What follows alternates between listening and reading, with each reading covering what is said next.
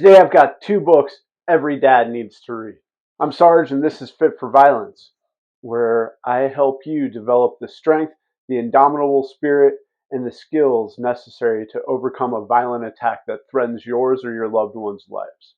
I've got two books today that are going to help you develop that indomitable spirit. The first is When Violence is the Answer by Tim Larkin. This is a phenomenal book that I highly recommend. Everyone should read. They should also read this awesome book, Violence of Mind by Varg Freeborn. When it comes to developing a mindset, there's a lot of things that go in, and part of that is the media that we consume. These are both great books that focus a lot of energy in developing the proper mindset to keep yourself and your family safe. Where these two books take a big difference is Tim is a huge fan of very slow, controlled kata type training, which I am also an advocate of.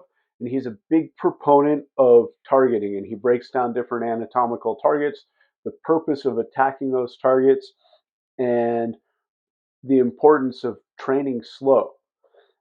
He's not a big fan of pressure testing. With the targeting that Tim is an advocate for, that's really not a safe thing to do with your training partners if you want to have them around. Varg Freeborn's book takes a very different approach. One, it's got a very different backstory. Tim's got a military backstory. Varg is a ex-felon, or ex-convict.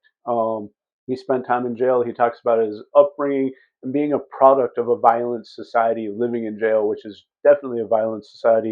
It's pretty fascinating in that way. And he gets a lot into the mind of a criminally violent person. And in and of itself, it's pretty fascinating that way. Varg is also a big proponent of pressure testing, saying that if you can't pressure test something, it's not worth it.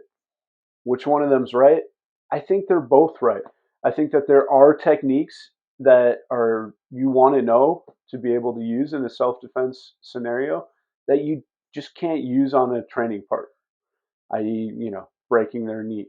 And a lot of people in the self-defense industry are like, if it won't work in the cage and they consider the cage to be the ultimate pressure test, then it's not going to work in real life. Well, I'm going to disagree. And the cage still has some rules. You can't use certain strikes, you can't use elbows in certain ways because it is dangerous. So having those tools in your arsenal, tools that you can only develop by practicing very slowly and methodically, and not injuring your training partner, but practicing that targeting, they're going to be valuable in real life. So, well, their philosophies are diametrically opposing.